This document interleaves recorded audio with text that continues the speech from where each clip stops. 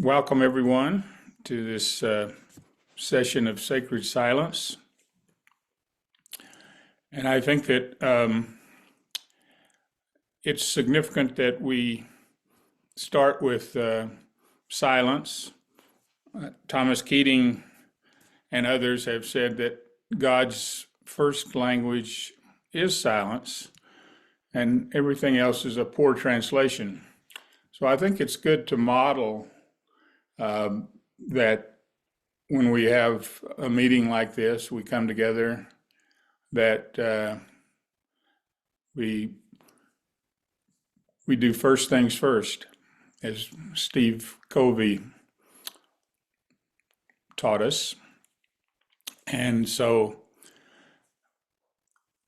one could make the argument that why not just spend the whole hour in silence?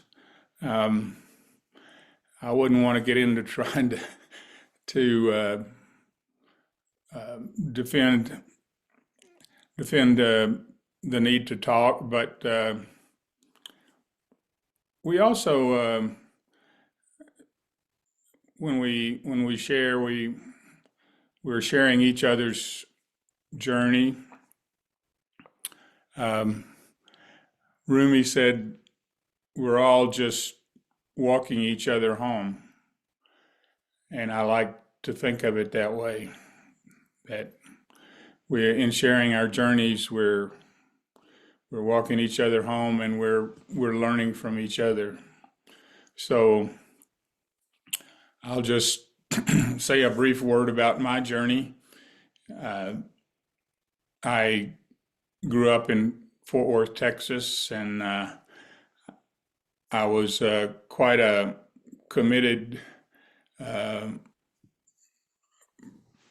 young Methodist. I attended the Methodist Church and was active in the Wesley Foundation at TCU, where I went to college. And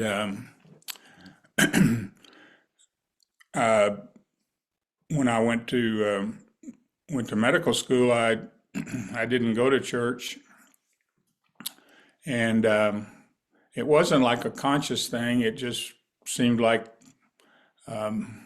it wasn't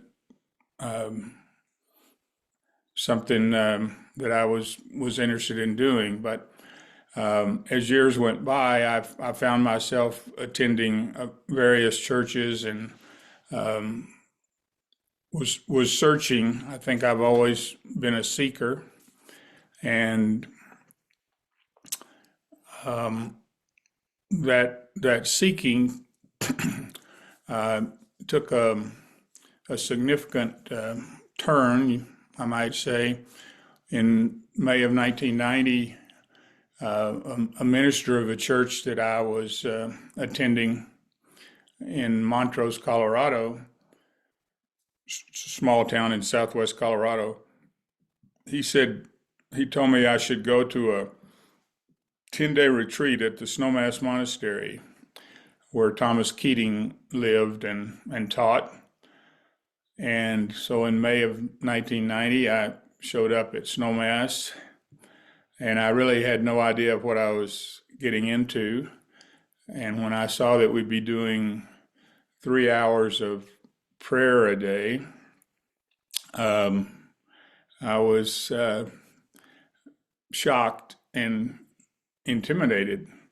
I don't think I'd ever done any kind of meditation or silent prayer for more than 5 minutes.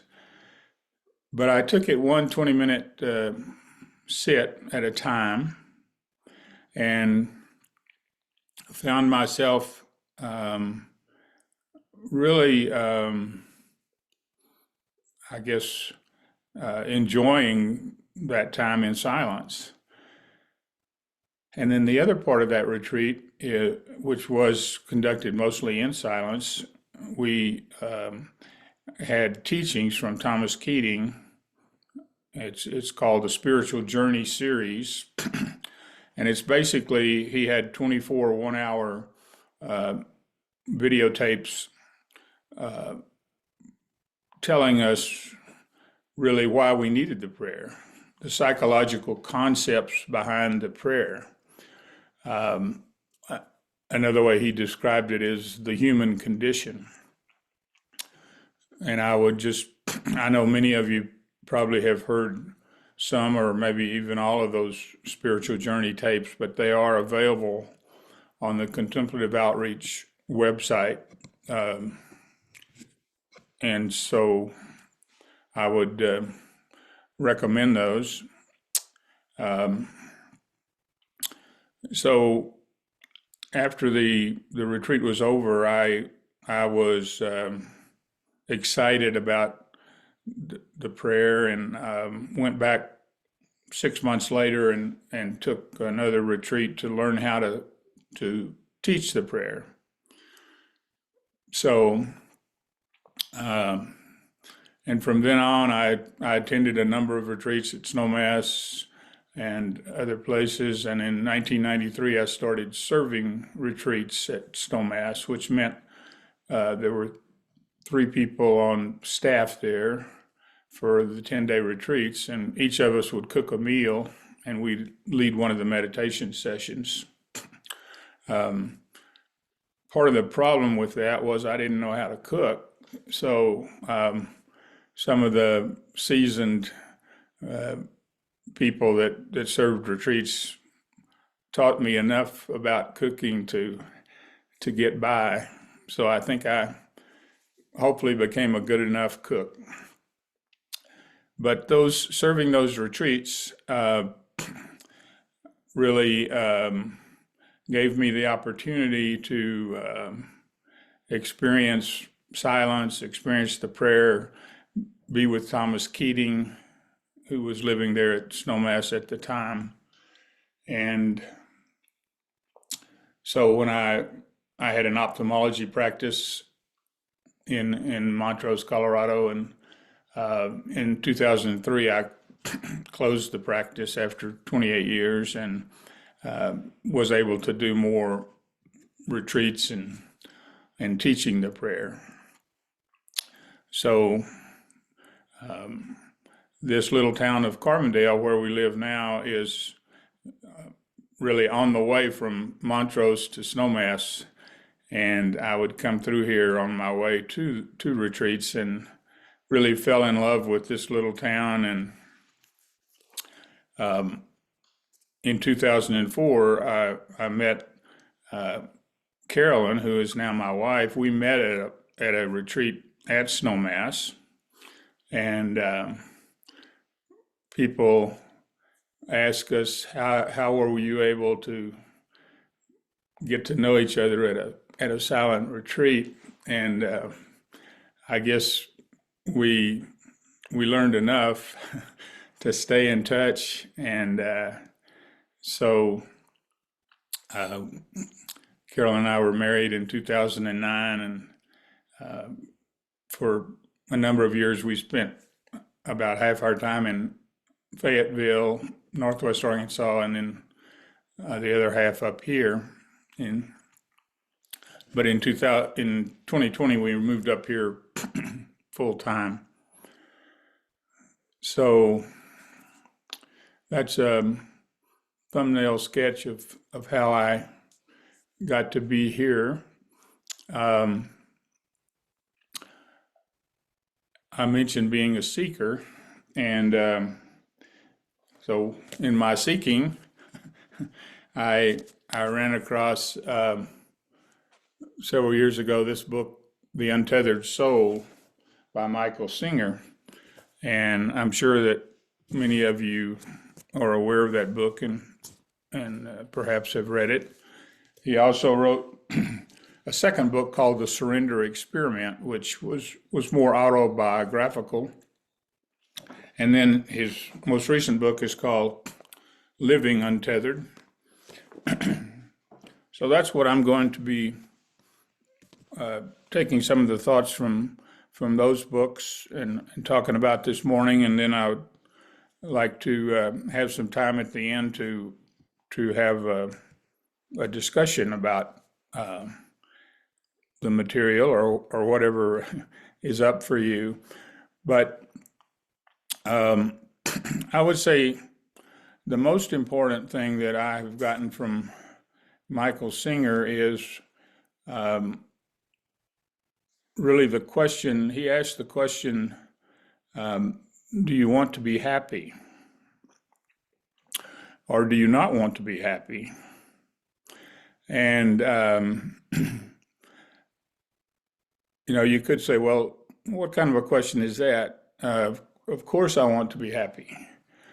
But the truth is, as I went deeper into that question, um, what I realized is that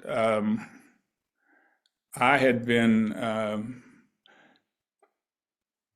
behaving in a way that um, really revealed that I didn't want to be happy. Um, I I've spent 20 years in psychoanalysis, and I guess I'm not a poster boy for psychoanalysis because um, it didn't really make. I don't think it made me. Well, maybe it made me a little happier in the sense that I learned to not uh, keep shooting myself in the foot, uh, so to speak. But it wasn't like it didn't really make me happy. And some of you may have be aware of a book by Dan Harris called 10% Happier. And it's a wonderful book, particularly for people who may have a problem with religion, because Thomas Keating teaches from his place as a Catholic priest, and certainly he's involved in the Christian path. But Dan Harris was an anchor for ABC News and suffered a panic attack on the air, and that led him to doing silent retreats in the Zen Buddhist tradition. And so 10% Happier is a good book for people to learn about meditation and how meditation can change one's life, and without having to do it from a religious or Christian perspective. And he actually spoke in Denver several months ago, and we were able to participate online. So 10% Happier by Dan Harris is a good book. So back to the question, do you want to be happy or do you not want to be happy? And what I have come up with is that I was operating in my life that was answering the question that I didn't want to be happy, and that was a difficult realization. But what Michael Singer says is that the thing that gets in the way of our being happy is we have a deep-seated set of preferences that get in the way, so that what I had really operated out of all my life was that I will be happy if, or I will be happy when. And actually, I never got there with that kind of an approach. So for me, what I think that a good bit of my spiritual journey was really trying to make my false self or my small self better. I wanted to be a person that you would like, and of course, part of the problem with that is that we get conflicting messages about one person or one group wants us to be one way, and then another person or another group wants us to be 180 degrees maybe to that. So what Singer talks about is we need to make a vow of happiness. And it's like there's an all or nothing degree to it, in that the tendency immediately is to think, well, yeah, I can be happy if this or this or this happens, but not if that happens. and Singer just hammers home that point that we can't really have exceptions to this vow of happiness. And part of me, one of the things he says is we need to let go of the part of us that wants to create or participate in melodrama. And as a 4 on the Enneagram, I definitely had chosen into a lot of melodrama in my life.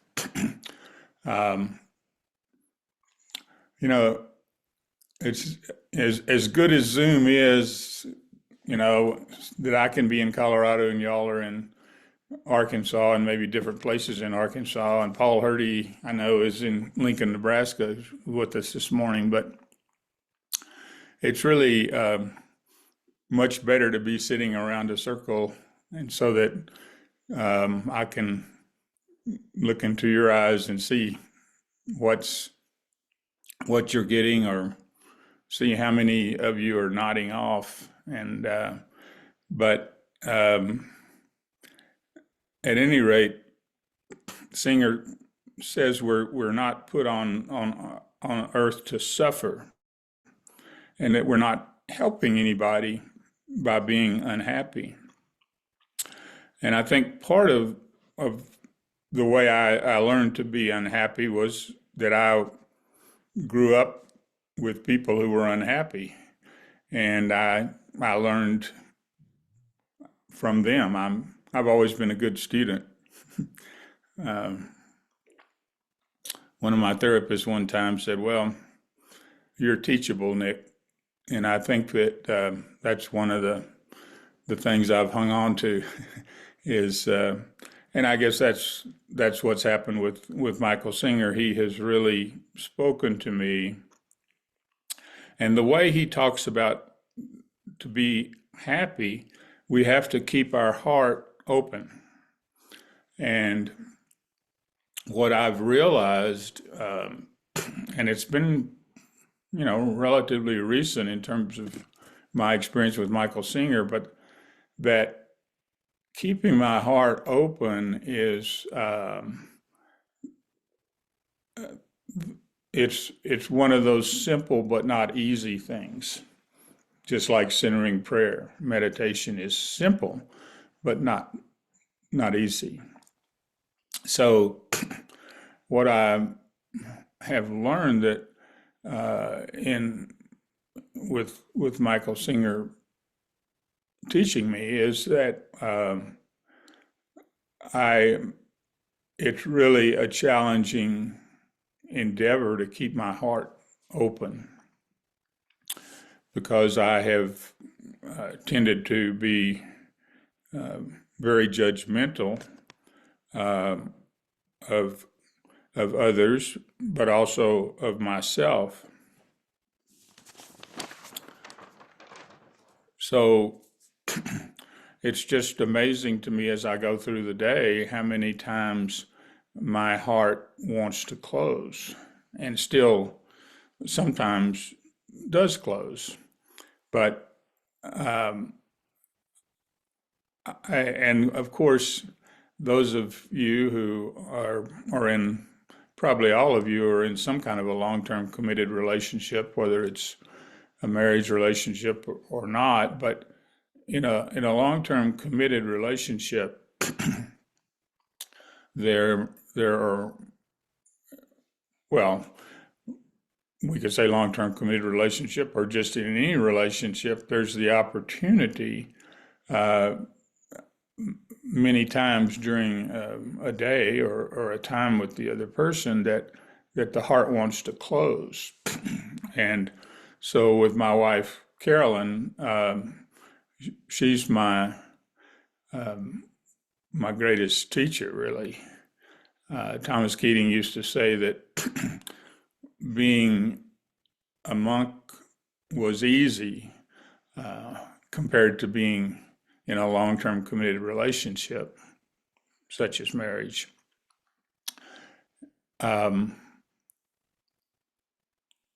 So what this idea that our life, our everyday life, is our best teacher, and those of who we're in close relationship with become our best teachers. So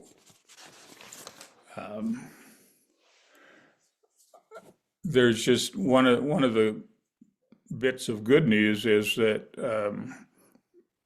we're never without plenty of material to work on, and Michael Singer makes the point that to work on oneself is really what we're here for, and so I can just give an example. Like, I think that one of the things that comes up for me most is, and in terms of keeping my heart open, is that I want to control things. I mean, it can be watching a basketball game, which I've been doing a lot of the last several weeks, and in terms of the March Madness. And if my team doesn't win, I can be unhappy, or if my team wins, I can be happy. And Thomas Keating would call, he had this term, programs for happiness, so that as long as things are coming out, as long as my team is winning, so to speak, I can be happy. But what Michael Singer has taught me is that might be happiness with a small h, because, the next game my team may lose. So I think that's, in a nutshell, what Michael is teaching me, is that I can make a choice. I can make, he calls it a vow to being happy. And he makes the point, it's not like being superficially happy. It's a deep-seated kind of, some people might use the word contentment, or the peace that passeth understanding. So I noticed that I've taken up a good bit of our time with my sharing. So James, what I'd like to do is just open it up to questions or comments, or tell me what you think about this idea of a vow to be happy.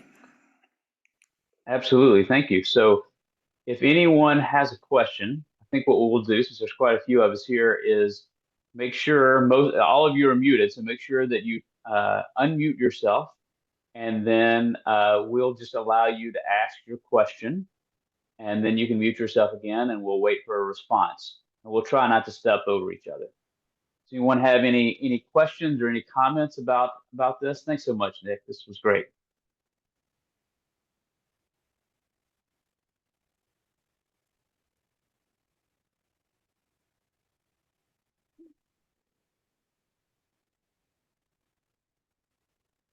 I know we're a group that's not used to talking when we come to come to Tuesday morning silence, uh, but it's okay this time. So Right. Have you got a kind of an observation, something that struck me in this idea of choosing to be happy, that the spirit, when we live in the spirit, that one of those fruits is joy. And so I'm hearing that choosing to be happy has this connection with the fruit of the spirit of that supernatural joy you just can't explain. So, Well, and that brings up a good point, Debbie, that as as a person trained in science, in medicine, I had this addiction to understanding. I needed to know the mechanism. uh, and so if somebody said, "Do you want to be happy?" Well, yeah, I'd like to be happy, but I really need to understand what that means. And so part of the journey is to really, for me, to let go of needing to understand. I mean, some of us, I'm sure, have seen the Dalai Lama. Either, you know, he came to Fayetteville a number of years ago, and Carolyn and I were fortunate enough to be able to hear him, and he giggles a lot, and you know, part of the challenge with the Dalai Lama is understanding, what he's saying, but you can certainly understand his seemingly his joy, his joy de vivre, and so other comments.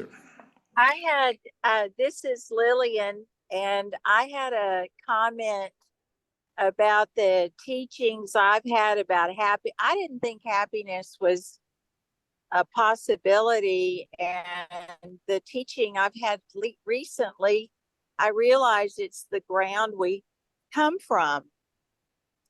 And so if I believe that, if I believe that happiness is the ground, it is there all the time. And the only thing in the way was kind of like what you said, letting go of things, like letting go of my program for happiness or letting go of XYZ. That if I could successfully do that and just rest in open heart, like you said, boom, it's there. It's like it's been there all along. That to me is astounding. And it sounds like that's been your experience. Yes, definitely. Could those of you who are brave enough, would you uh, let me see you? I just see your names on some of you. So, uh, oh, nice mountains there, Danny. Looks like you could be in Colorado. Um, Somewhere. some of the rest of you could let me. Oh, there's Paul Hurdy in Lincoln, Nebraska. Um, Hi, Chicky. Um, yeah, Lillian just said something that I think is really significant. It's been there all along. And that brings up the question, or, I'm getting ready to be 82 in May next month, and that's kind of hard to wrap my mind around. But one of the things about growing older and hopefully wiser, when we have an insight, when we learn something, there's two reactions really. There's the joy of learning it, um, and then immediately there's a grief about having not learned it sooner. And so that's part of what needs to be let go of is, I mean, that's really a double bind. It's a catch-22, which we could do a whole hour on the double bind. The double bind really is I will be happy when or if. And so let me hear from some others, please. Yes, Danny. I listened to quite a bit of Singer's book a year ago on Audible last summer when I was in Fayetteville, and I had forgotten about the concept of opening or closing one's heart. I think I kind of want to hold on to that and try to become more aware of what I'm doing that opens or closes the heart, because to live with an open heart would be a wonderful thing if I could perhaps do it a little more often. Well, yeah. And I'm sure you're doing it. We're all doing it. So then it becomes, what about doing it more? Or and one of the things that Singer says, and I don't know if I've gotten this across this morning or not, but Singer is he's doggedly determined. In other words, and he makes the statement, there is nothing that's worth closing my heart over. You can be with that for a while. But that has really helped me because, and he talks about how strong the pull is. He talks about it as a pull back into our old way of conditional happiness, or, I part of what medical training teaches is to identify what's wrong with this picture and to make it right. And so I've gone through my life being a judging machine. And part of the way we need to get at this whole operation is it starts in our thinking. I was at Subway yesterday getting some sandwiches, and there was this man in front of me. He was quite overweight, and he looked kind of like a worker, maybe an outdoor construction kind of worker, and he was very overweight. And I found myself, and I saw the sandwich he was getting, and I thought, well, what's wrong with this picture? And then I noticed as the man got his sandwich and started walking over to get his drink, he couldn't move very well. I mean, he must have weighed 300 pounds. He was a pretty tall guy too, but so there I was doing my usual, gosh, why is he eating that sandwich and why doesn't he lose weight and blah blah blah. And as he walked over to the drink machine, I had on a hat that said the Masters golf tournament, which is going to be happening this week, and I'm a golfer. And he saw my hat and he said, "You should be down in Augusta." Well, that right there was kind of a wake up call to me, because it's like this guy didn't look like a person who would know about the Masters golf tournament, whatever that person should look like. And so there we were connected, and I said, "Yeah, I'd like to be down there." And so I just mentioned that, Danny, in terms of there'll be 100 or more times today when we have. My heart was open just about that connection. Maybe it was him noticing my hat, but somehow I didn't. I moved from wanting to straighten him out to just feeling connected, and I felt compassion for him. And so be prepared. I guess part of what I want to say is there should be maybe a warning on this on this whole thing about if you're going to live, if I'm going to live with an open heart, I'm going to feel a lot of different feelings. And some of them, I mean, I wanted to somehow help this man, but then I realized that